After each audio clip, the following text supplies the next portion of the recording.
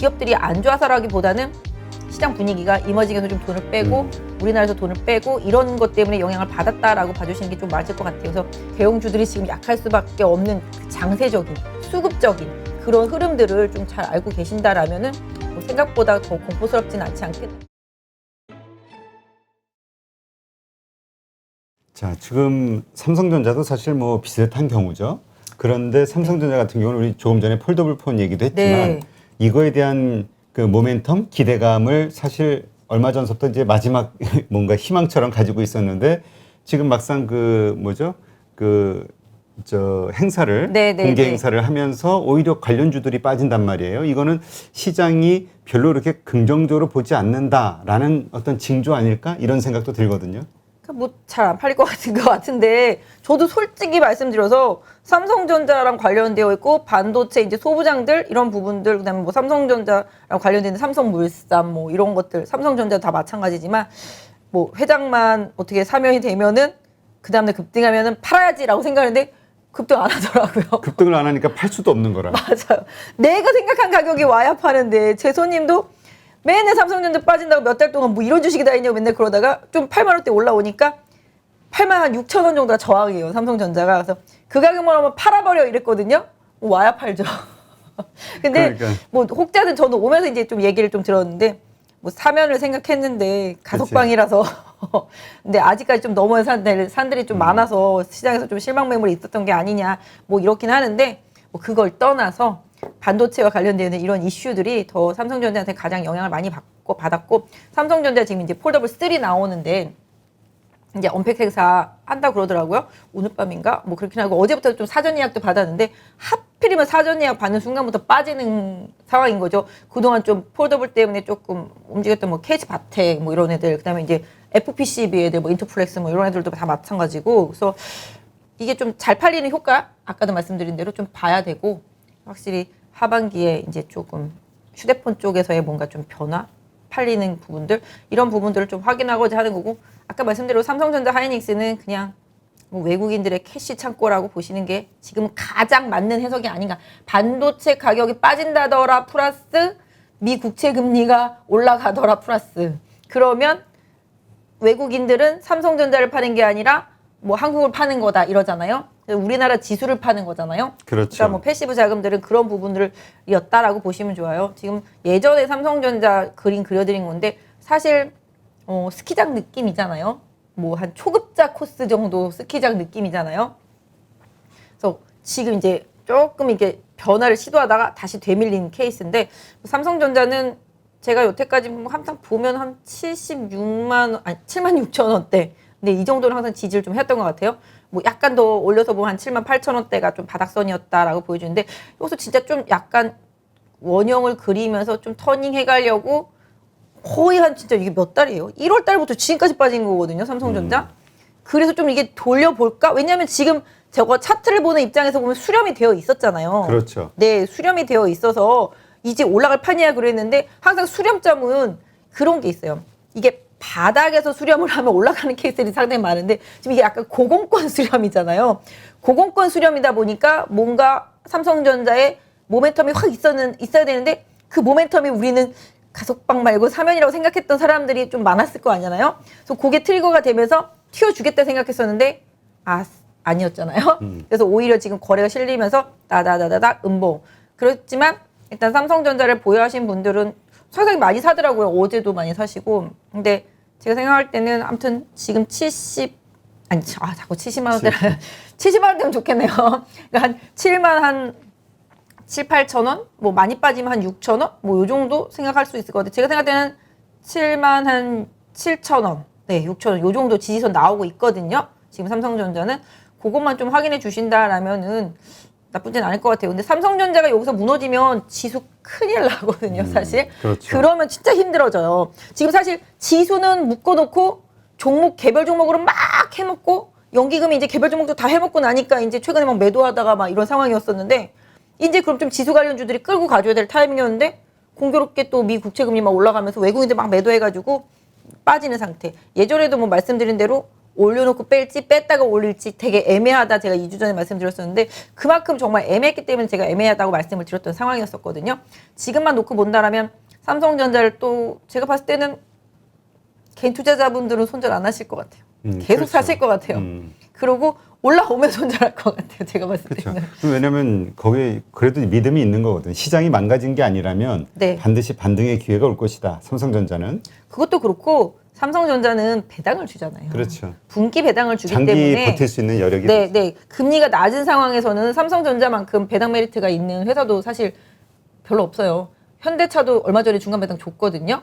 네, 그렇듯이 삼성전자도 배당을 주고 있기 때문에 제가 생각할 때는 또 미 국채 금리 좀 내려가고 얼추 그렇게 되면은 다시 또 들어올 거예요. 배당 메리트가 있는 그런 자금들. 그래서 아무튼 근데 삼성전자 그래도 차트로 분석해 드린다라면은 뭐 적어도 한 7만 6, 7천 원대 지지선 생각해 보실 수가 있겠고 정말 최악은 한 7만 한 5천 원 정도? 예. 그 정도 오면은 저도 한번 사보고 싶습니다. 알겠습니다. 돈을 좀 지금 일단 삼성전자 오늘 많이 이제 뭐 반도체주가 많이 빠졌으니까 한번 점검을 해봤고요. 지금 자동차도 현대차는 그냥 그런 대로 방어를 했는데 기아가 근데 뭐 1% 이 정도 빠진 아유, 뭐 기아는 크진 뭐, 않죠. 네, 현대차 기아차는 근데 그동안 빠져왔어. 맞아요. 계속 현대차 보시면 슬슬 조금씩 밀려와가지고 아니 빠지려면 화끈하게 빠져야 되는데 조금씩 빠지면 제일 열받거든요. 지금 현대차도 마찬가지잖아요. 이렇게 하락 추세선을 이렇게 그때 그어드렸었잖아요. 그래서 여기서 좀 뭔가 벗어나는 움직임이었었는데 여기 이제 캡에 걸린 거잖아요.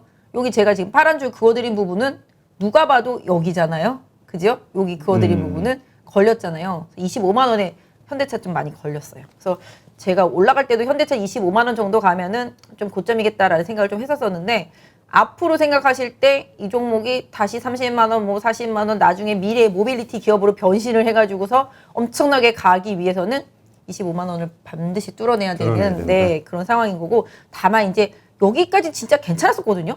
21선도 우상향 하면서 좋았었거든요. 여기까지. 그랬는데 갑자기 우당탕탕 빠지고 또 빠지고 이게 보시면 뭐랄까 반등하다 빠지고 반등하다 빠지고 이렇게 좀 밑으로 이렇게 둥글둥글둥글하게 이렇게 빠지잖아요. 근데 지금도 그런 케이스인데 이제 보시면 여기서 데드크로스가 났잖아요. 21선이 하향하면서 데드크로스. 근데 이때까지는 61선이 하향하지 않았기 때문에 그렇게 나쁘지 않은 데드크로스였었는데 지금은 이제 얘도 잘못하면은 좀 61선도 시간 가치가 좀 훼손되면서 하락할 가능성이 있어서 빨리 올라가야 돼요. 제가 봤을 때는 현대차 계속 이 상태대로 있으면 되게 좀 질질질질질질 안 좋은 상태로 갈 수가 있고요. 지금 뭐 한 21만 원. 현대차는 제가 계속 봤을 때 21만 원만 가면 튀어 올랐었거든요.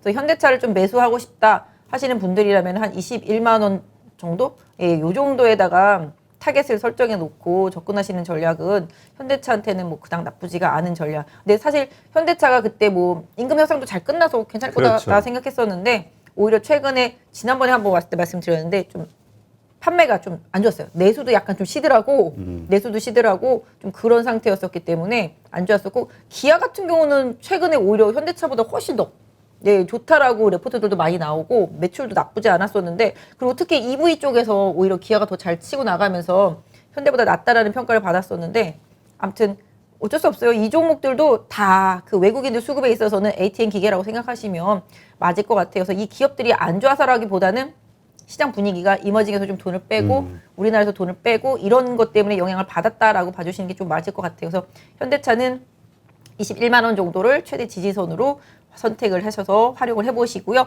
우상향 쪽으로 만약에 방향을 틀었다. 거래가 좀 많이 필요할 것 같아요. 거래가 지금 너무 없어요. 거래가 없는 상태고 최근에 여기 보시면 계속 터치하면서 못 뚫던 자리 있죠. 네. 약 23만 원 되겠습니다. 그래서 만약에 현대차가 23만 원을 넘어가면 약간 추세의 전환의 의도 이런 부분이 좀 생긴다라고 보시면 좋겠죠. 21만 원 부분에서 사서 23만 원 못 넘어가면 뭐 2만 원 뛰기 이런 식으로 말하면 너무 저렴한 느낌이 좀 들긴 하지만 그런 트레이딩도 할 수밖에 없는 상황. 그 정도예요. 지금 시장이 너무 안 좋아요. 그렇죠. 예. 오늘 누가 그러더라고요. 뭐더라? 사물놀이 장세. 들어보셨어요? 네. 사면 물리는? 사면 물리고 놀면 이기는 장세래요.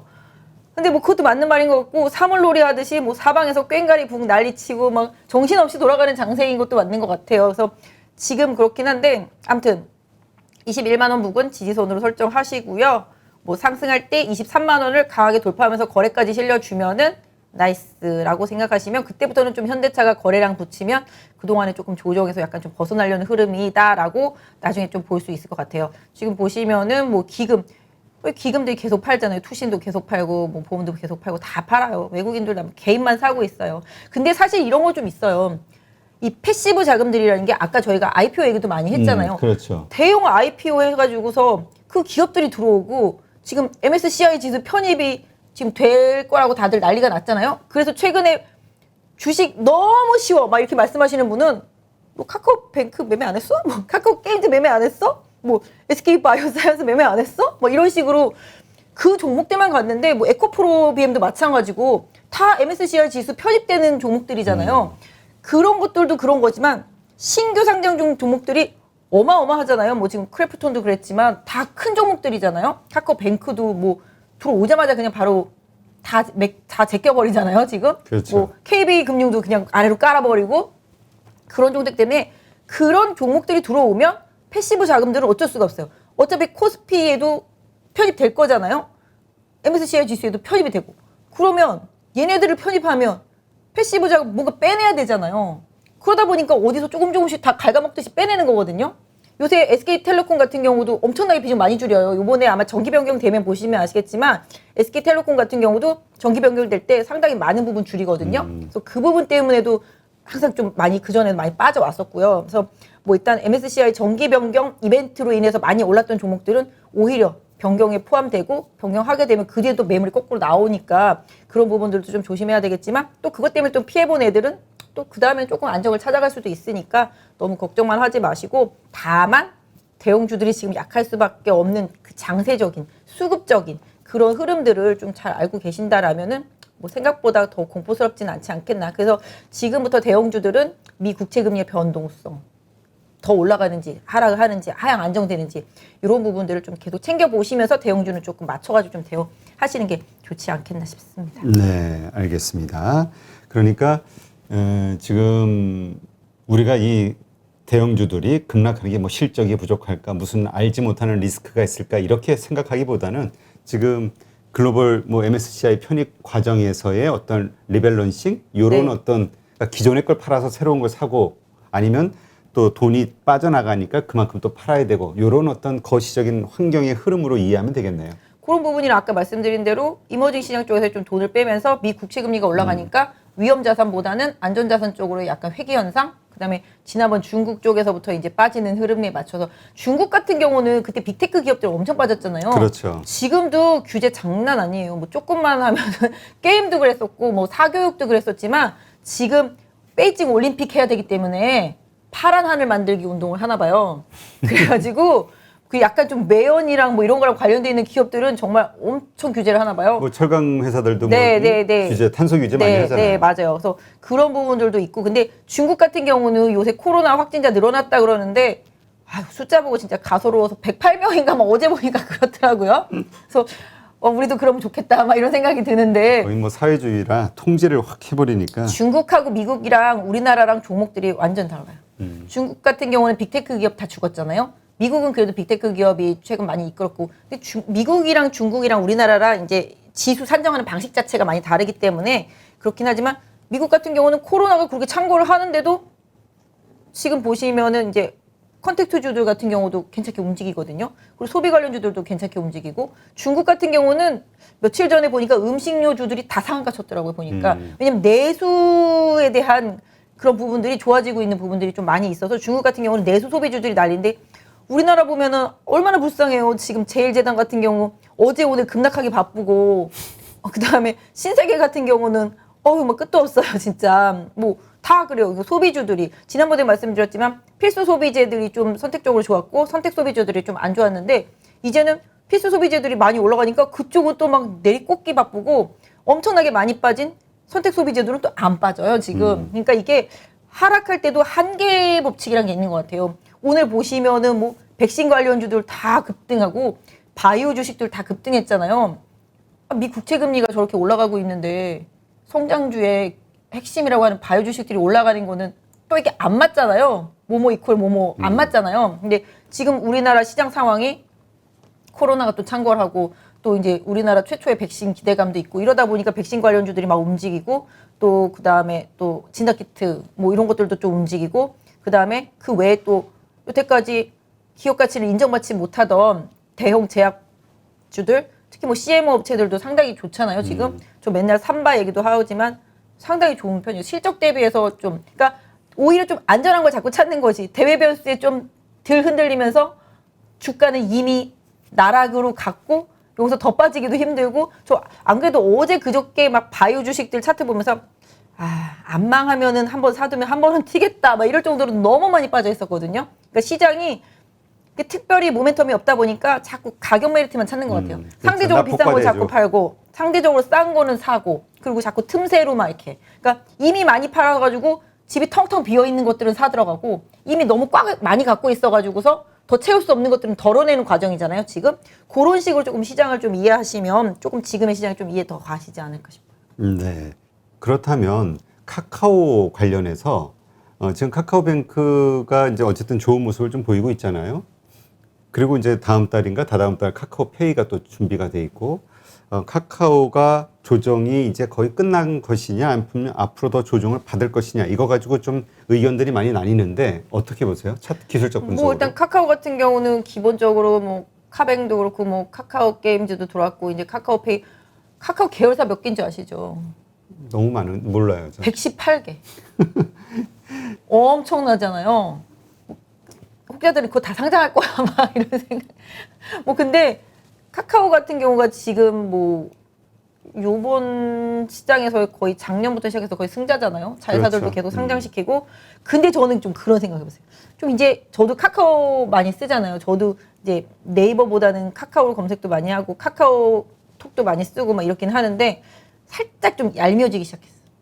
왜냐하면 개인 투자자분들을 이렇게 플랫폼이나 이런 부분에 길을 들여놓고 가격을 올리기 시작하는 거잖아요. 지금 기본적으로. 그렇죠. 저 이게 기사에서 봤는데 자전거, 카카오 자전거도 뭐 기본 뭐 10분 동안은 뭐 기본 요금을 적용하다가 조금씩 그 뒤에 1분 단위로 올라갔었는데 지금 아예 초반부터 그런데요. 근데 뭐 1분에 얼마더라? 1,000원?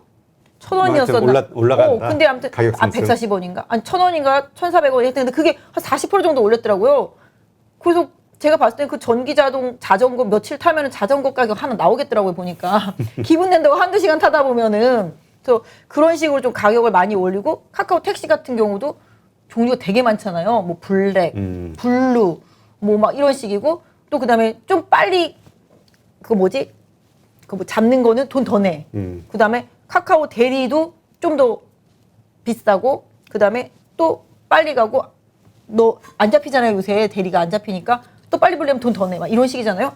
이런 식으로 자꾸 돈을 자꾸 쓰게 만들. 뭐 물론 그게 수익 사업이니까 카카오에서 어쩔 수 없는 상황이긴 하지만 제가 봤을 때는 이렇게 독점적인 거의 카카오가 독점력이 거의 한 80% 정도 된다고 그러더라고요.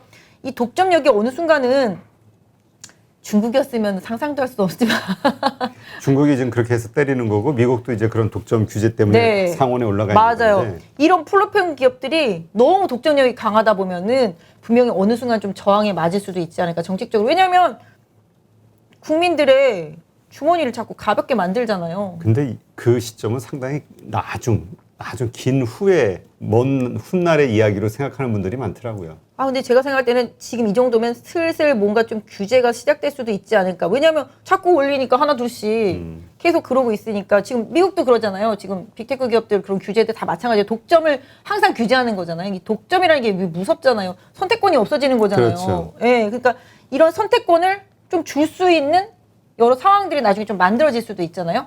그러면 이제 카카오의 그런 독점력이 어느 정도 좀 흔들리는 시점? 이런 부분들을 좀 경계해야 되겠죠. 뭐 차트로만 본다라면은 네. 카카오는 지난번에 좀 말씀드렸었지만 여기가 오버슈팅 상태였었어요. 그렇죠. 네, 이격도 상당히 과다했었고 지금 이 이격을 줄여가는 과정의 조정인데 이제 60일선까지 지금 깨질 판이잖아요. 네, 제가 생각할 때는 카카오는 여기 최근에 좀 저점권으로만 따진다라면 한 14만 원 정도가 지지선인데 뭐 잘하면은 깨질 가능성도 사실은 있어 보여요. 근데 대체로 60에서는 좀 강한 지지선 역할을 해주기 때문에 지지력을 받고 있었는데 오늘 깨졌잖아요. 오늘 깨졌기 때문에 그 다음 지지선을 찾는다라면은 요 정도? 여기 요 정도. 그게 14만 원이네요. 14만 원. 생각보다 멀리 있지 않네요. 너무 가깝네요. 네, 예, 예. 왜냐하면 여기가 지금 지난번에 여기서 양봉으로 지금 찍고 올라온 자리라서 네, 요 정도에서는 좀 가격 메리트가 좀 있을 것 같아요. 14만 원 정도에서는 리바운딩 가능성이 카카오는 좀 있을 것 같고요. 만약에 시장 상황 때문에 카카오가 추가로 더 빠지게 된다라면은 13만 원 정도가 절대적인 지지선. 네, 제가 생각할 때는 액분하고 나서 여기 고점 찍고 밀렸다가 이번에 뚫었잖아요. 네. 근데 액분했을 때 고점이 한 13만 한 3, 4천 원 정도 되거든요. 그러니까 뭐 러프하게 보면 한 13만 원에서 13만 2, 3천 원 정도가 최대 지지선이다. 그래서 만약에 카카오가 급락을 해서 그 가격이 오게 되면은 뭐 기술적인 대시 타이밍 이렇게 보시고 뭐 그다음에 보유하신 분들이라면은 그냥 보유하신 분들한테 말씀을 드리자면 카카오가 최근에 계속 여기서 걸리잖아요. 지금 저항이. 네. 저항이 계속 걸리는 가격이 여기. 네. 지금 보면은 카카오가 계속 저항이 걸리는 가격이 네. 여기 15만 원 정도 되겠습니다. 왜냐하면 여기서도 보시면 음봉 나왔잖아요. 대량 음봉이 나오고 그 다음에 십자봉 뜰 때도 저점이 그 정도 됐거든요. 그랬다가 반등하고 여기서 지금 막힌 거잖아요. 그래서 지금 보시면 절대적으로 카카오의 최대 저항대는 한 16만 5천 원 정도가 될 것 같고요. 다음번에 상승했을 때도. 그 다음에 지금은 이제 빠져서 14만 원을 만약에 지지하고 리바운딩이 나왔는데 기본적으로 지금 여기 21선 막히는 구간이 한 15만 원 정도 되니까 그 가격을 못 넘어가면서 막히면 다시 또 매도해 놓고서 다시 그걸 넘어서는지 아니면 추세를 돌리는지 보실 필요가 있을 것 같은데 반등보다 하락이 먼저 나오면 14만 원 지지력을 확인하시고 전략적으로 접근하시는 전략이 좋을 것 같고 분할로 그 다음에 만약에 14만 원을 깨고 급락이 나오면 13만 원 초반대에서 접근 가능하다라고 보실 수가 있겠는데요. 기술적으로는 지금 보시면 21선이 계속 하향하고 있잖아요. 21선이 일단 꺾였어요. 조금만 더 잘못하면 지금 61선이랑 데드크로스 나게 생겼죠. 지금 그렇죠. 하지만 제가 그때 말씀드린 대로 61선이 우상향하고 있을 때는 데드크로스는 나쁘지는 않아요. 깼다가 다시 올라올 수 있기 때문에 다만 깼다가 다시 올라왔는데 그 61선을 또 못 넘고 더 되밀리면 그때는 정말 안 되지만 21선이 상승하고 있는 61선을 데드크로스 할 수는 있는데 빨리 올라와야 돼요. 보통 이렇게 이평선들을 깨고서 한 적어도 2, 3일 내에 빨리 올라오면 좋은데 빨리 올라오지 못하면 그 추세가 다시 굳어질 수가 있기 때문에 지금 상태로는 오늘 61선을 깼고 종가 이퀄 최저가잖아요. 그렇기 때문에 추가 하락하면은 하여튼 14만 원 정도에서 14만 원 살짝 깨는 정도가 지지선이 나오는데 그 가격대에서는 리바운딩 기대해 볼 수 있겠고 거기서 리바운딩이 안 되고 추가 하락하면 13만 원 초반에서는 단기적으로는 트레이딩 접근 전략. 그 다음에 여기서 14만 원 안 깨고 리바운딩을 하더라도 아까 말씀드린 대로 15만 원 기준으로 강한 돌파가 안 나오면은 역시 그 부분에 대한 저항대를 감안해 보셔서 비중을 조절했다가 다시 그 다음에 14만 원대에서 지지가 확실하다 그러면 재매수 하는 줄. 왜냐면 이게 매수하게 되면은 맨날 샀다 팔았다 하면은 그게 뭐야 뭐 이렇게 생각하실 수도 있겠지만 기회비용을 따는 거예요. 잠깐의 수수료를 주면서 나는 기회비용 손실을 커버하는 거죠. 그렇게 해서 시장이 변해서 더 좋아지면 타면 되니까. 왜냐하면 물리면 못 사면 나는 다른 것도 아무것도 못하는 그런 기회비용 손실이 나타나니까 그런 부분에 대한 투자라고 보시면 좋을 것 같아요. 그래서 15만 원에 대한 재돌파 여부, 14만 원에 대한 지지력 이런 부분들을 좀 체크하시면서 카카오는 대응하실 필요가 있겠고 차후에 올라가더라도 여기 말씀드린 대로 16만 5천 원은 초강력 울트라 캡슐 저항선이다라고 생각하시면서 매매하셨으면 좋겠습니다. 네, 알겠습니다. 하여튼 참 말씀을 나눌수록 지금 시장이 참 쉽지가 않구나 이런 생각이 어려워요. 드는데. 네. 저도 어려워요. 더군다나 내일도 그 옵션 만기일이기 때문에 어떻게 해야 될까 또 어떤 변동이 있을까 막 여러 가지 걱정도 되긴 하는데요. 오히려 뭐 오늘 데미지를 먼저 먹었다 생각하시면 먼저 미리 맞은 것 같기도 하고. 네, 마음 좀 편하실 수 있을 것 같아요. 알겠습니다. 어쨌건 이렇게 많은 분들을 뵈도 일단은 그 뭐라 그럴까 지금 이게 하나의 변동성 장세이지 이 강세장 이 전체적인 그림은 아직은 훼손되지 않았다. 오히려 뭐 코스피랑 코스닥 차트만 보면 코스닥이 차트 좋고요. 지금 한번 보실래요? 이렇게 보시면 지금 코스닥 같은 경우는 추세 좋잖아요. 그렇죠. 나스닥이랑 똑같아요. 그냥 추세 좋게 가고 있어요. 그래서 오히려 코스닥 쪽이 조금 개인 투자자분들한테는 조금 유리할 수 있겠고 지금 이제 거래소는 약간 느낌 다르죠? 네, 코스닥 같은 경우는 조정받고 또 가고 조정받고 또 가고 이런 느낌이 있다면 코스피 같은 경우는 계속 약간 횡보. 좀 지지부진하면서 횡보 좀 답답하잖아요. 위로 못 가면서 답답해서 아 이거 여기서 또 못 들으면은 밑으로 한번 쑥 갔다 갈 수도 있겠네 이런 느낌 살짝 오는 정도. 그래서 지금 코스피는 좀 답답한 상태. 뭐 사실 지수는 답답한데 주식은 답답한 지경이 아니라 환장할 수준으로 빠져 있거든요. 거래소 같은 경우는 이게 아까도 말씀드렸지만 대형 IPO가 너무 많았고 그래서 좀 수급이 분산된 상황이고 이런 부분들 때문에 좀 많이 힘든 것 같아요. 그래서 항상 제가 생각할 때는 지금 코스피는 3,220인데요. 3,250을 강하게 뚫어주고 외국인 다시 들어오고 3일 연속 매수해주고 이러면 다시 좀 추세 끌고 갈 수 있는데 그게 안 되면은 계속 좀 답답한 시장 흐름 속에서 흐름이 나오는데 여기서 3,200 깨지면 한 3,190 정도? 요 정도에서 좀 지지선 정도 좀 찾아볼 수 있지 않을까. 지수로만 놓고 봤을 때는 그렇게 보시면서 지수 관련주들은 좀 대응하셨으면 좋겠습니다. 네, 알겠습니다. 하여튼 뭐 장이 아무리 힘들어도 우리가 이 마음이 또 너무 우울하면은 잘못된 결정을 내리기가 또 너무 쉬워지니까 아까 말씀드렸잖아요. 제 고객. 정말 더는 못 참겠다 팔아버리니까 그 다음날 응? 네, 진짜 어저께 해필이면 그 종목을. 그래 하여튼 이럴 때일수록 그 제3자의 시각에서 보라는 이야기가 저는 자꾸 와닿는데 내가 지금 들고 있는 상태에서 이런 조정을 당하고 지금 이렇게 하락을 하면은 막 더 떨어질까봐 불안하고 팔아버리고 싶은데 아직 들고 있지 않은 사람의 입장에서 보면은 들어가기 되게 매력적인 가격인데 이런 생각이 네, 들면서 네, 들어오는 맞아요. 그러니까 오히려 내가 그 어떤 주체가 아니라 좀 한 발 떨어져서 팔아야 될 때인가 살 때인가를 한번 고민해 보는 것도 필요할 것 같아요. 네, 왜냐면 항상 그러잖아요.